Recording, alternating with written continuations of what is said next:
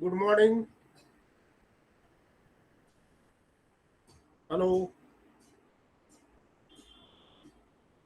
Good morning, sir. Okay. So, in the last period of the accountancy and financial management, we have discussed, and I am also given the notes about the allocation of expenses. So, as per the time basis, sales ratio, that is sales basis, and pre incorporation and post incorporation. As per the four categories, we have seen which items are comes under the particular category. So today we are going to start with the problem. So note down the problem, take down.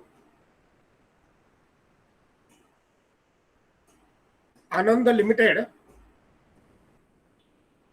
Anand Limited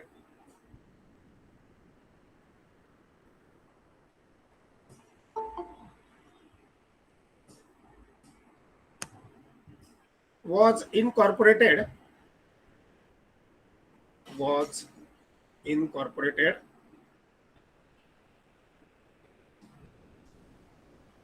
on 1st May 2018,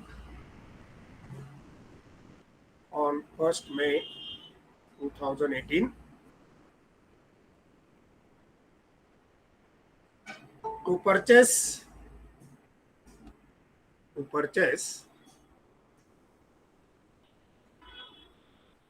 running business of running business of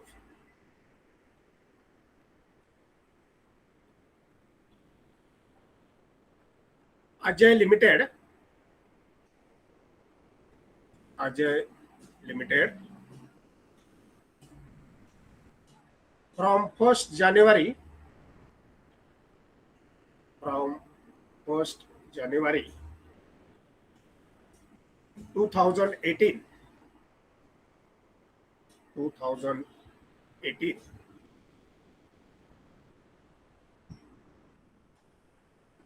Full stop.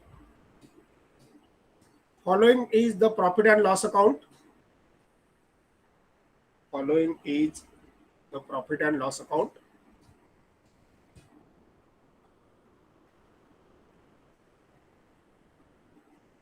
of the company, of the company for the year ended, for the year ended 31st December 2018, 31st December 2018.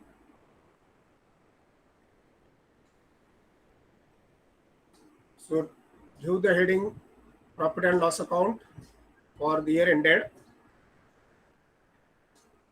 profit and loss account for the year ended 31st December 2018, 31st December 2018.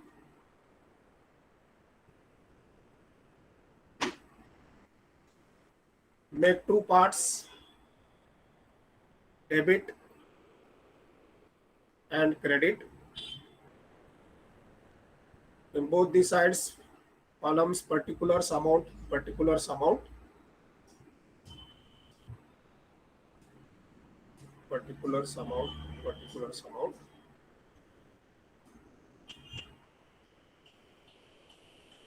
So on the credit side, by gross profit brought down, by gross profit brought down,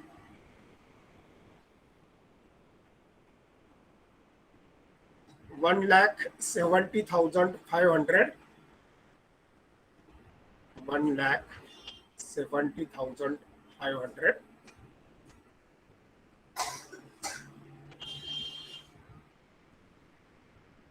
to only one item of the credit side is there.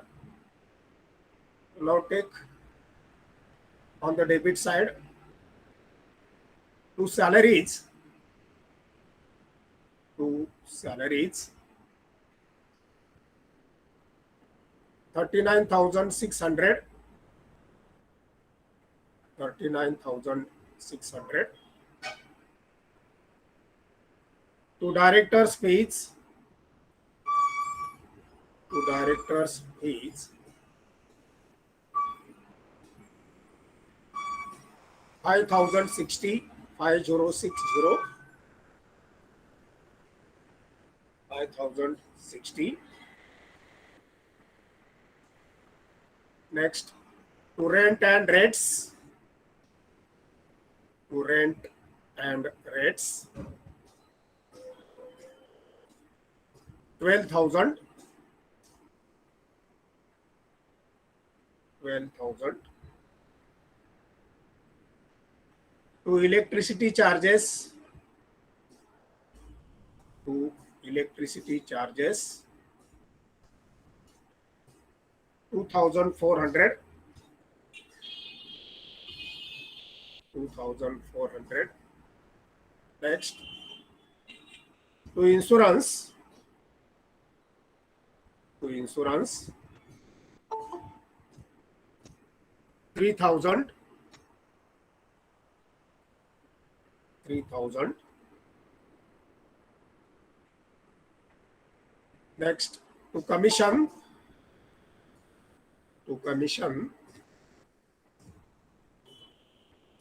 7,600. 7,600. To advertising. To advertising, 4,500.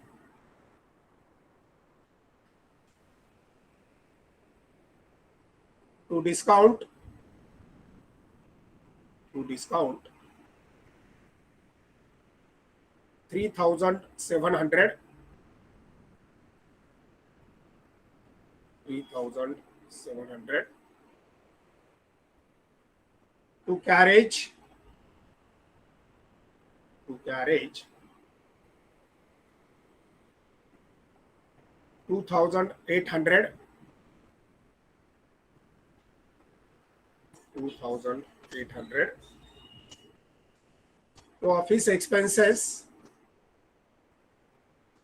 To office expenses, 8,000. 8,000.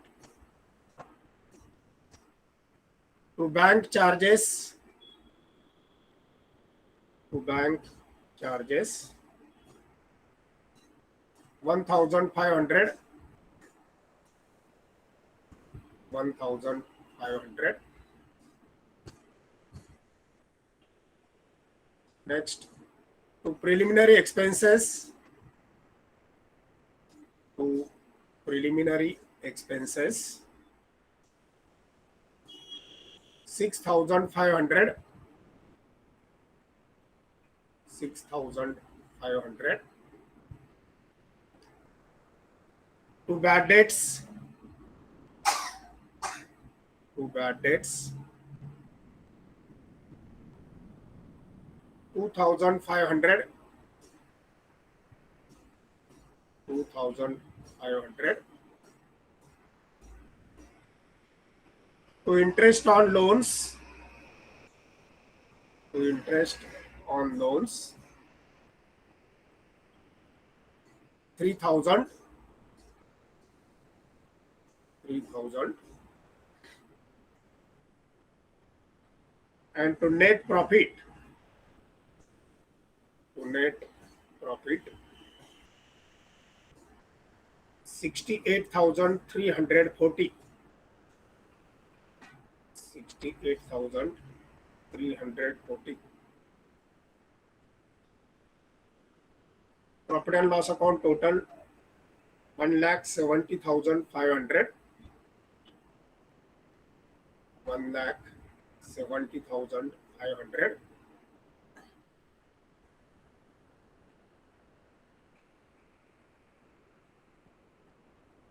Paragraph.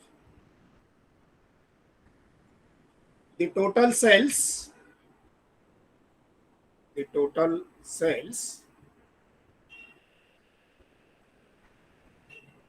for the year ended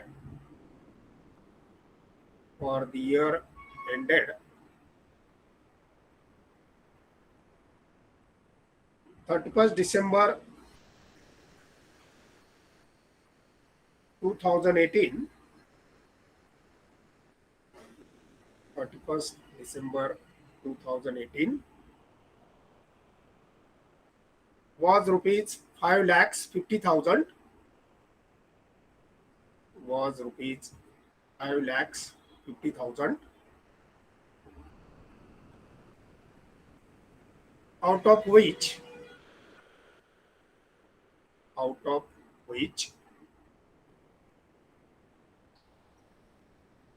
rupees 1,37,500, 1,37,500 were for a period from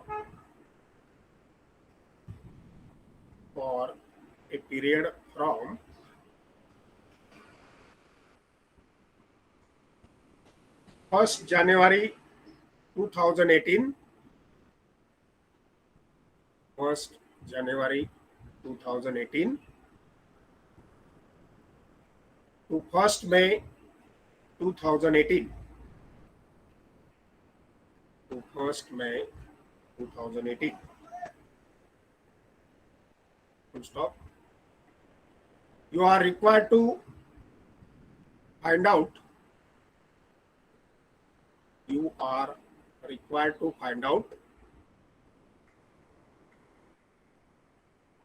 the profit prior to incorporation,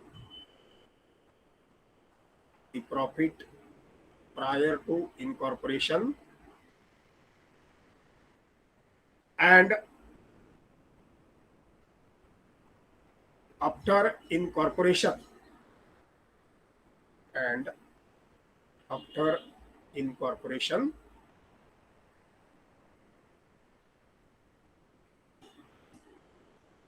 So this is the information which is given by the Anand Limited,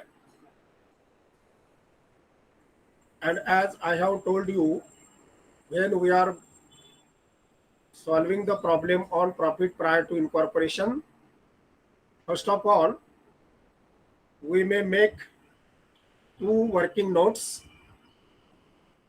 and without that working notes we are not able to allocate the expenses to the particular profit prior to incorporation and after incorporation period. So first of all, give the number 1, calculation of time ratio. Working note number 1, calculation of time ratio.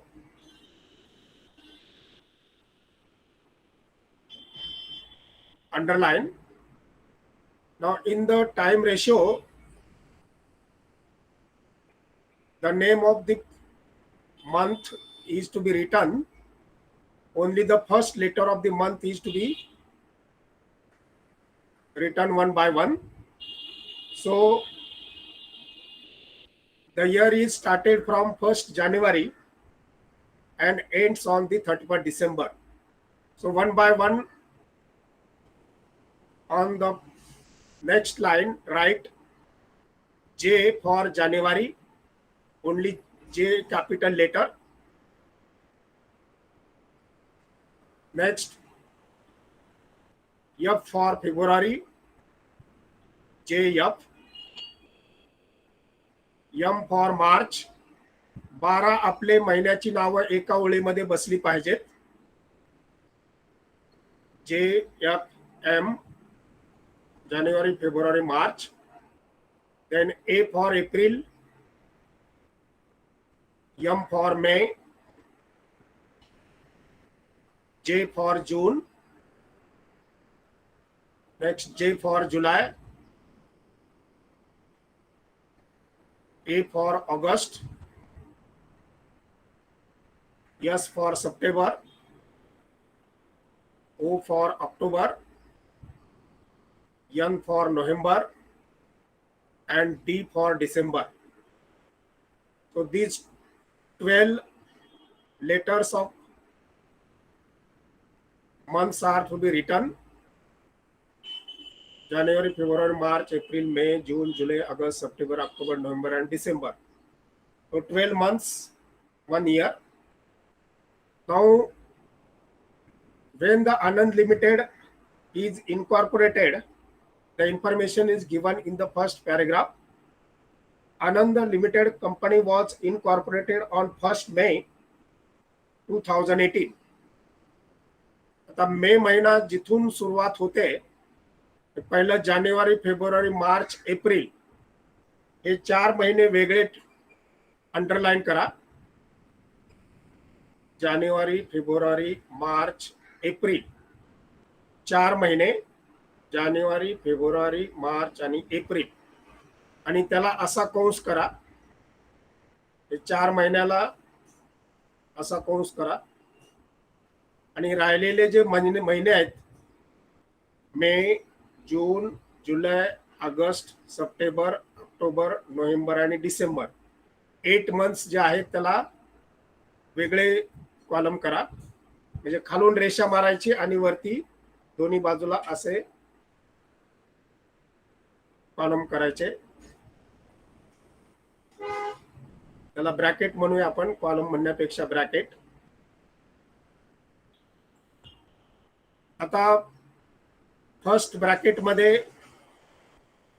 4 महिने आहेत म्हणून तिथं 4 आकडा लिहा खाली. जानेवारी, February, March, April, त्याच्या खाली 4 आकडा लिहा.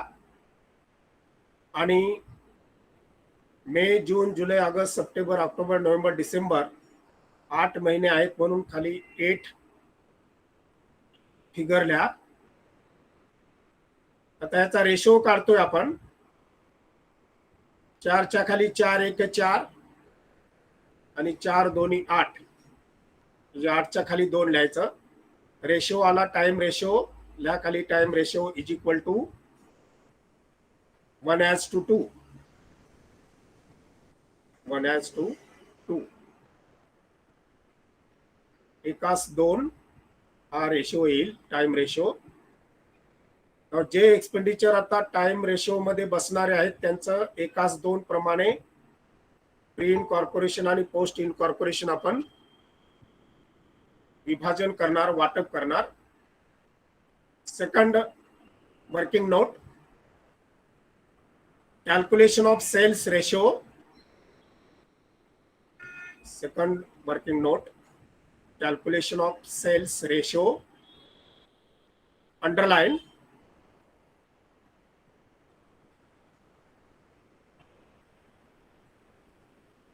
The information is given in the last paragraph. The total sales for the year ended 31st December 2015 was rupees 5,50,000. So write in the next line, total sales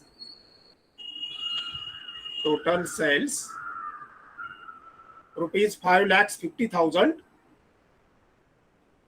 एकाच लाइन मध्ये लिहायचं आहे. Total sales rupees 5,50,000.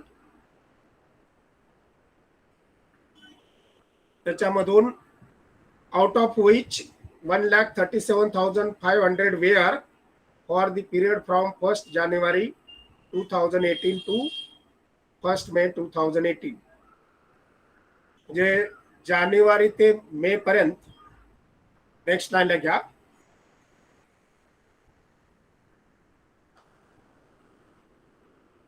Pre incorporation cells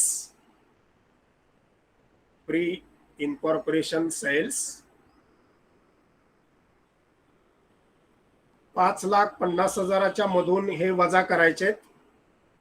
1,37,500. 1,37,500. ते वजा केल्यानंतर जी रक्कम येईल इथे ते बघा 5,50,000 मायनस 1,37,500.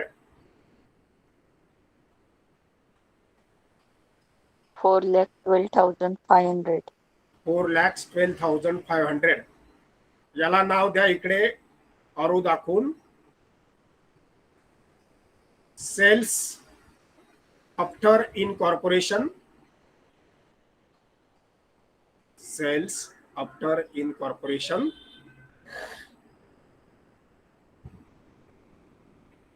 आता पुढच्या लाईनला परत next line sales prior to incorporation. Sales prior to incorporation.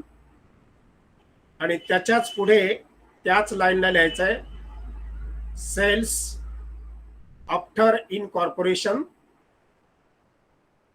Sales after incorporation.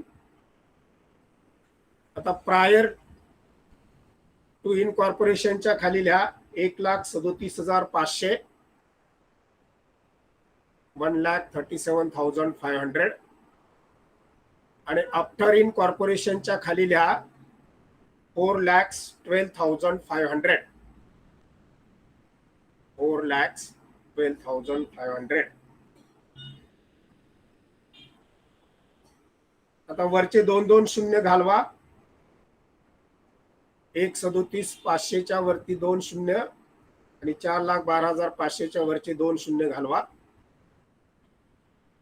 आता याचा कमीत कमी जो आकडा आहे तो आपल्याला काढायचा आहे.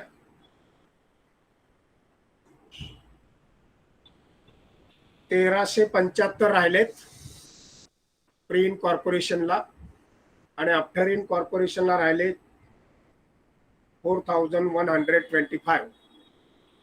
याचा डायरेक्ट भागाकार करा. 4,125 भागिले 1,375.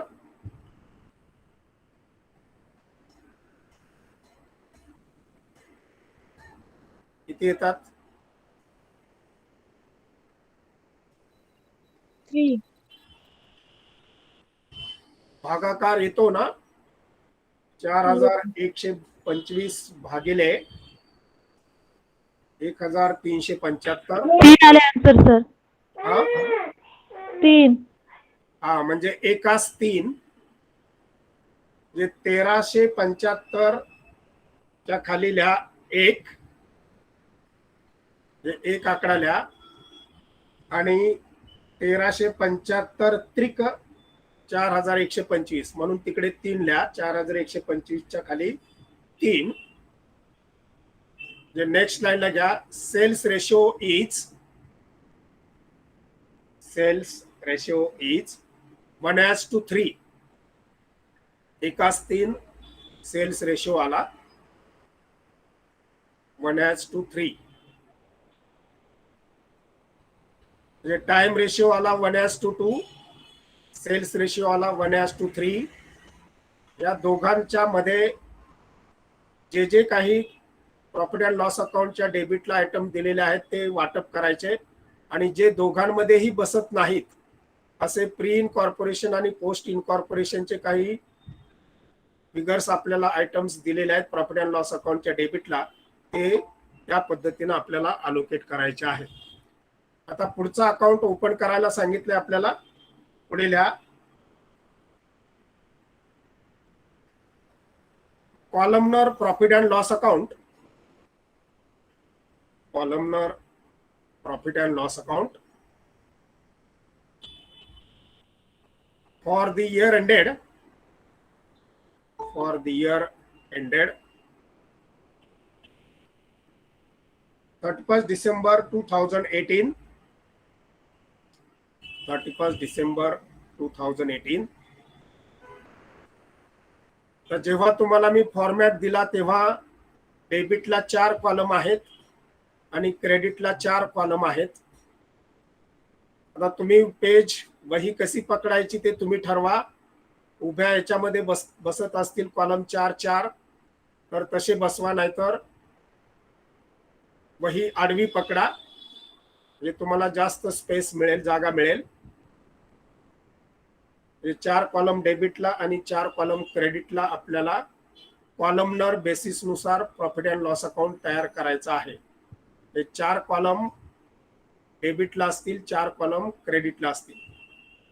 त्याच्यातला पहिला कॉलम घ्या, पर्टिक्युलर्स.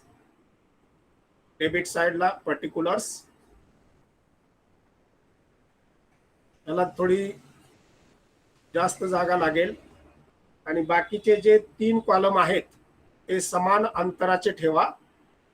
त्याच्यामधला सेकंड कॉलम बेसिस, कसे वाटप करायचं basis. Next column pre incorporation rupees, जास्त मोठा लिहू नका, PREINC, प्री इनकॉर्पोरेशन रुपीज. आणि तिसरा कॉलम चौथा post incorporation rupees, POSINC rupees, post incorporation rupees. ज्यांच्याकडे फॉर्मॅट असेल त्यांना लगेच अंदाज येईल. तसेच कॉलम क्रेडिटला घ्यायचे, particulars, than basis, than pre incorporation rupees and post incorporation rupees. Post incorporation rupees. आता सगळ्यात अगोदर क्रेडिट साइडला घ्या, by gross profit brought down. By gross profit brought down. Basis of allocation, gross प्रॉफिटचा अलोकेशन तुम्हाला जो मी टेबल दिलेला होता त्या टेबलमध्ये बघा कुठल्या बेसनं त्याचं अलोकेशन करायचं आहे. चार्ट दिलेला होता तुम्हाला सेल्स नुसार. त्यामुळे बेसिस ऑफ अलोकेशन मध्ये लिहा सेल्स आणि इंटू ब्रॅकेट 1:3 रेशो आहे त्याचा. बेसिस मध्ये सेल्स आणि इंटू ब्रॅकेट 1:3.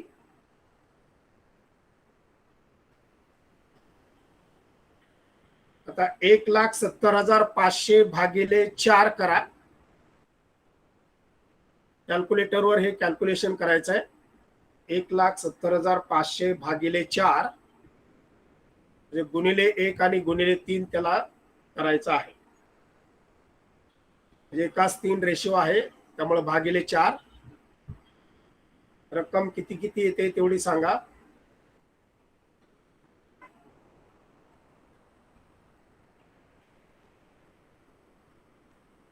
1,70,500 भागिले 4 42,625. 42,625 हे प्री इनकॉर्पोरेशनच्या कॉलमला लिहायचे. 42,625 त्याला गुणिले 3 केले की पोस्ट इनकॉर्पोरेशनची अमाऊंट येईल 1,27,875. बरोबर. ती पोस्ट इनकॉर्पोरेशनला अमाऊंट लिहा 1,27,875. म्हणजे आलं लक्षात. ग्रॉस प्रॉफिट हा सेल्स बेसिस नुसार आपण वाटप करतोय. इथं फक्त प्री इनकॉर्पोरेशनला किती आणि पोस्ट इनकॉर्पोरेशनला किती हे कॉलम नुसार आपल्याला दाखवायचं आहे. बाकी काय अवघड नाही. रेशो काढले, जेवढी रक्कम आहे त्याला भागिले रेशोची टोटल, त्याच्यात एकाला एवढे तर तिसऱ्याला किती, त्या पद्धतीनं प्री अँड पोस्ट असं आपल्याला हँडआउट करून लिहायचं आहे. जे क्रेडिट साइडच्या एकाच ग्रॉस प्रॉफिटचं फक्त आपल्याला नोंदवायचं आहे. डेबिटला येतात कॉलमनर प्रॉफिट अँड लॉस अकाउंटच्या डेबिटला 2 सॅलरीज त्याचा बेसिस लिहा टाइम, बेसिसच्या कॉलमला टाइम आणि इंटू ब्रॅकेट 1:2, एकास 2 लिहायचंय 1:2. आता 39,600 भागिले 3 करा. 39,600 भागिले 3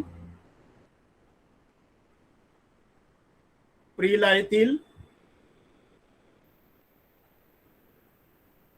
13,200. 13,200 आणि त्याच्या डबल 26,400 पोस्ट इन कॉर्पोरेशनला येतील. 13,200 आणि 26,400 असं अलोकेशन त्याचं करायचं आहे. नेक्स्ट आयटम काय दिलाय? Directors fees. Next to directors fees. याचं बेसिस ऑफ अलोकेशन तुम्हाला 2 चार्ट मी दिलेला होता, तिथं बघा डायरेक्टर्स फीज कुठल्या बेस मध्ये येत आहे. Post incorporation. Post basis मध्ये फक्त लिहायचं post. प्रीला dash, प्रीच्या column amount कॉलमला dash आणि सगळीच्या सगळी रक्कम पोस्टला लिहायची 5060 पोस्ट इन कॉर्पोरेशनच्या कॉलमला. Next to rent and rates. To rent and rates. Rent हे महिन्याला दिलं जातं, त्यामुळं basis of allocation time into bracket 1:2. प्रत्येक वेळेला बेसिसच्या खाली टाइम म्हटलं की त्याचा रेशो लिहायचा 1:2. आता रेंट दिलेला आहे 12,000. 12,000 भागिले 3 प्रीला येतील 4,000 आणि पोस्टला येतील 8,000. तो 4,000 and 8,000. Next to electricity charges. To electricity charges. आता इलेक्ट्रिसिटी बिल सुद्धा आपण महिन्याला भरतो, त्यामुळे time basis of allocation write time into bracket 1:2. 2,400 दिलेला आहे. 2,400 भागिले 3 800 आणि 1,600 येतील. प्रीला 800, post 1,600. Next to insurance. Insurance सुद्धा टाइम बेसिस नुसार असतो. Basis of allocation time 1:2 into bracket. Total amount of insurance is given 3,000. So 3,000 divided by 3, 1,000, post 2,000. 1,000 and 2,000. Record the pre and post column. Then to commission.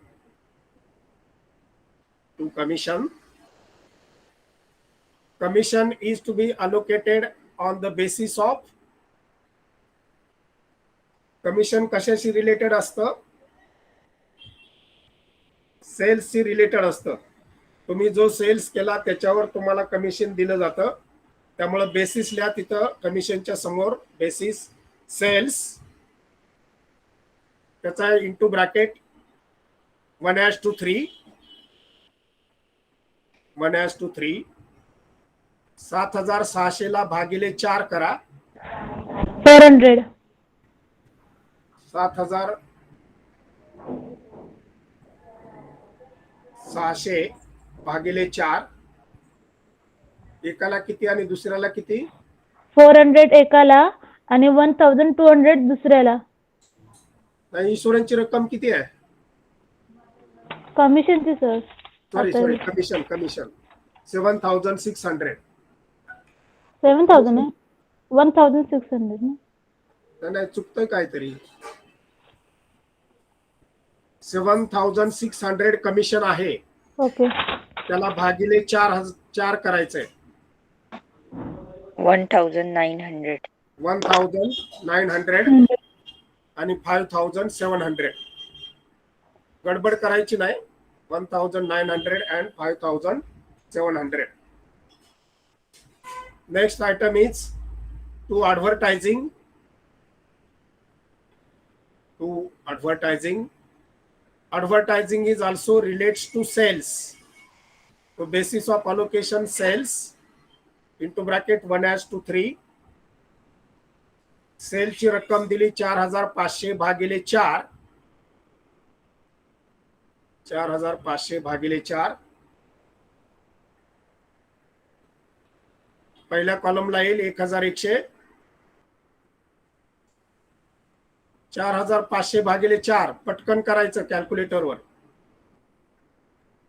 1125. 25 आणि 3375. पहिल्या कॉलमला 1125, दुसऱ्या कॉलमला 3375. Next discount. To discount. Discount पण sales चीच related आहे. तो write in the basis of allocation sales 1:3 into bracket 1:3. एकूण डिस्काउंटची रक्कम आहे 3700 भागिले 4. 3700 925. 925 आणि 2775. हे वाटप करायचंय फक्त, काय अवघड नाही याच्यामध्ये. 925 प्रीला आणि post incorporation 2775. Next is to carriage. Carriage सुद्धा आपण वाहतूक करतो सेल्सच्या रिलेटेड गुडची. त्यामुळे to carriage basis sales into bracket 1:3. Total amount of carriage is 2800 भागिले 4. 4/7 = 28. 700 रुपये आणि 2100 रुपये येतील. 700 and 2100. Next is to office expenses. To office expenses. The office expenses is a time ratio comes under the time ratio. So to office expenses basis time into bracket 1:2. Amount is given office expenses 8000. 8000 भागिले 3. 2667. 67 घ्या. Okay. 2667 आणि बाकी राहिलेले 5333 post in कॉर्पोरेशनच्या कॉलमला घ्यायचे. Next to bank charges. To bank charges basis of allocation time into bracket 1:2. 1500 भागिले 3 दिलंय. 500 आणि 1000. प्रीला 500, पोस्ट कॉलमला 1000. Next to preliminary expenses. To preliminary expenses हा बेसिस ऑफ अलोकेशनच्या चार्ट मध्ये कुठं आहे तो बघा. बेसिस ऑफ अलोकेशन मध्ये preliminary post incorporation. Post मध्ये आहे. बेसिसला लिहा पोस्ट. प्रीला डॅश. सगळीच्या सगळी रक्कम पोस्ट इन कॉर्पोरेशनला लिहायची 6500. म्हणजे पहिल्याला dash. All amount is to be recorded to post column 6500. Next to bad debts. To bad dates.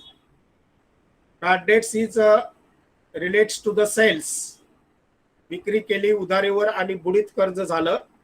That comes to the sales. So in the basis of allocation right sales 1:3. So amount of bad debts is 2,500 भागिले 4, 625. 625 and 1,875. Next, interest on loans. To interest on loans, महिन्याची महिन्याला आपण जे खर्च देतो ते time basis मध्ये येतात. So write on the basis column time 1:2 into bracket 3,000चं प्रीला 1,000, पोस्टला 2,000. आता टोटल करायचे आहे. क्रेडिटची टोटल करा. जेवढ्या दोन टोटल तेवढ्याच राहतील त्या 42,625. इकडे डेबिटला 2 ओळी जागा मोकळ्या ठेवायच्या, तेवढं लिहिण्यासाठी जागा मोकळी ठेवा. 42,625 आणि 1,27,875. तीच रक्कम डेबिटला घ्यायची, प्रीची प्रीला घ्यायची, पोस्टची पोस्ट कॉलमला घ्यायची. 42,625 प्रीला आणि पोस्ट इन कॉर्पोरेशन 1,27,875. आता प्रीचा जो कॉलम आहे त्याच्या मध्ये पहिला फरक काढा. 42,625 ही त्याची टोटल आहे. त्याच्यामधून डेबिटचे सगळे वजा करायचे आणि फरकाची रक्कम येते, त्याला नाव द्या to capital reserve. To capital reserve.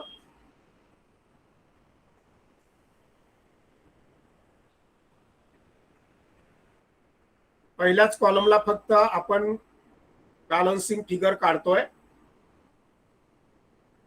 42,625 मधून डेबिटचे सगळे वजा करायचे किंवा उभ्या बेरजा करा असं मी नेहमी तुम्हाला सांगतो.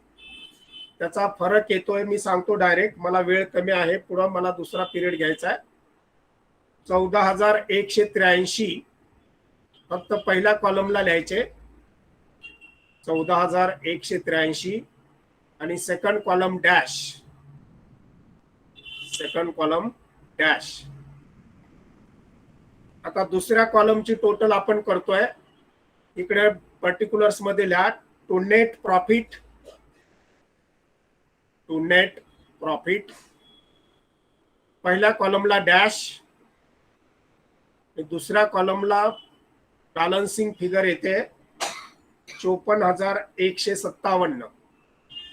पोस्टच्या कॉलमला लिहायचे 54,157.